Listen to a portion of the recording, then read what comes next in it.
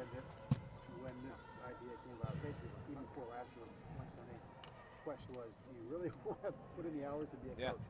When you had a successful pro career, I'm sure that you didn't have to do this. Yeah. What is it about coaching that made you decide, yes, this is something I want to commit to? It's obviously a very demanding thing. Yeah, the hours are they're tough. Recruiting is a world that you're now being in it for a year. It's a 24/7 deal, and so it takes up a lot of your time. But if you're organized, you can make it all happen and still be a big family person. But I think for coaching, for me, you're impacting young people in the game that you love. I've played this game since I was in 4th grade. I've loved playing it. It's been obviously a deep passion of mine. I loved being still around the game when I was doing media. It was just close enough, to get the juices flowing. And then I had to find out whether I wanted to do it. And so I just took an opportunity, and I'm thankful to Marcus, obviously, for giving me that opportunity and trusting me to put in that work. And you learned a lot about yourself throughout the last year. When you don't have a template for how you want to teach, you really got to start from scratch and all right, how do I want to teach these guys the position? Last time I had talked ball in a locker room setting was when I'm with the New Orleans Saints. So the level of which you can talk football and route concepts and alignments and all that, you have to kind of pair.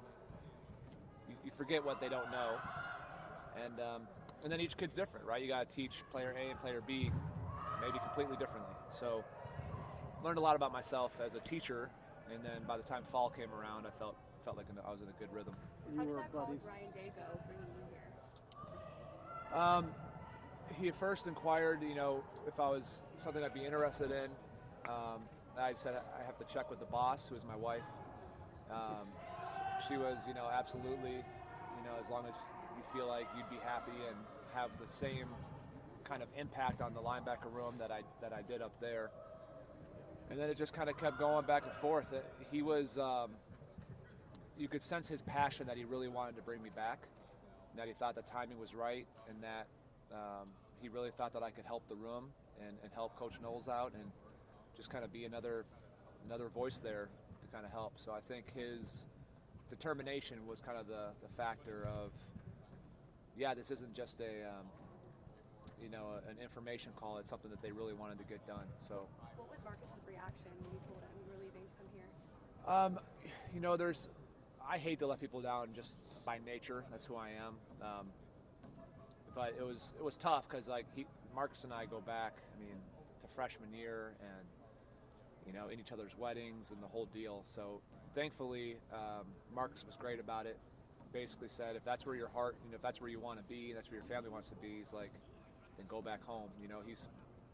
I was worried that you never know how people will take that. It's a very competitive industry, and I love Coach Freeman, but he was supportive in the sense of we're always going to be our friendship isn't going to be altered by this, and so we've talked plenty of times since, and so I'm confident that we'll continue to stay close. And has it hit you yet that you're back at Ohio State? That you're back kind of home?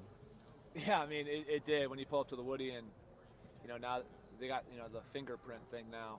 Before it was something different, but of course it does. It's hit me, and just seeing being back in these colors and being back home, and it's just awesome. It's awesome to be back, and I'm just thankful for the shot, really. How inspiring is it to see what Brian Hartline has done and kind of a similar path to what you're taking now? Brian's done, obviously a great job. To see the growth that he's had, and to see, obviously his recruiting is incredible, but also just the development of that room, and to see him continue to grow has been encouraging.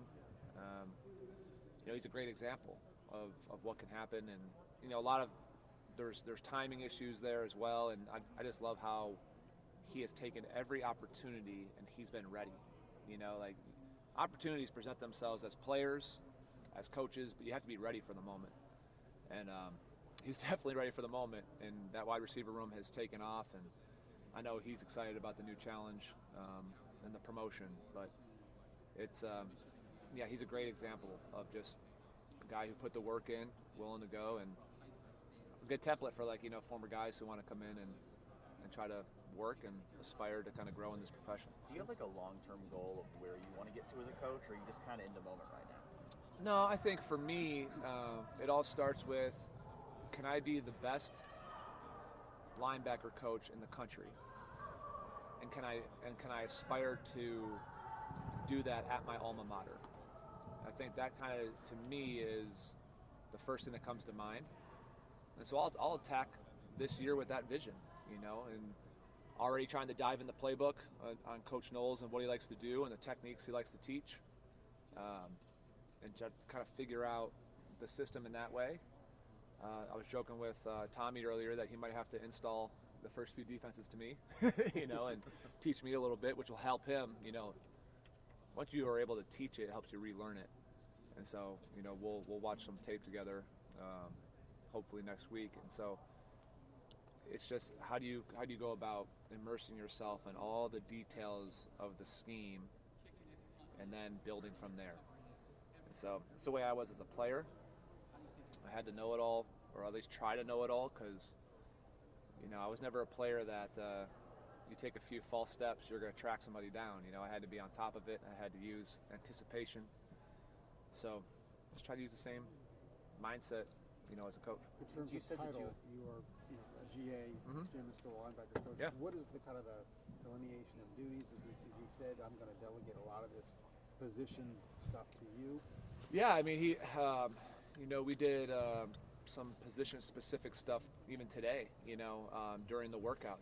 Team run this morning, and it's like, go ahead, go run individual, So I think as long as it's coaching the guys up, that'll be you have to make sure you're always speaking the same language as the D coordinator, especially when he's the linebacker coach.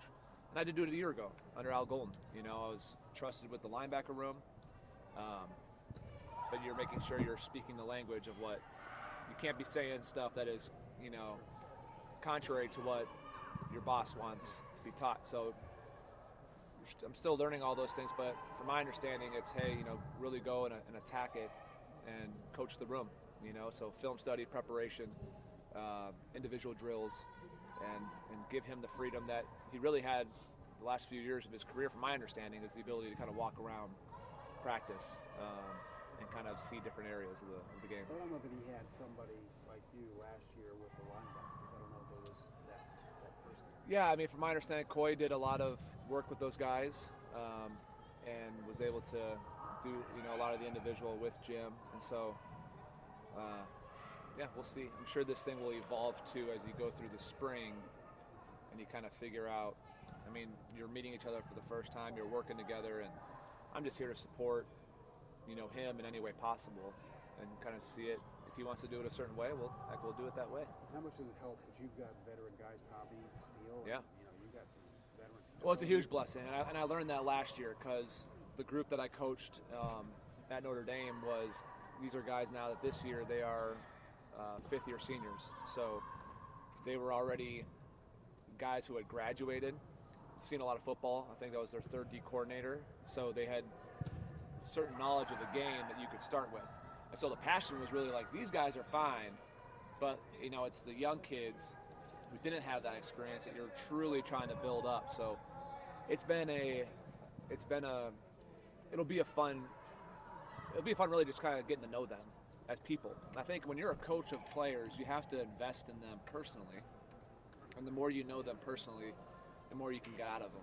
So I told them today after the workout, I can't wait till my family gets here, so they can meet my daughters, and that my daughters will wear them out. But you try to bring them into your family, because there will be times during a season when, whether it's something personal in their lives or whether it's the season, like, not everything's all hunky-dory, and they got to be able to know that they trust you, and then you're able to push them harder, when they trust you.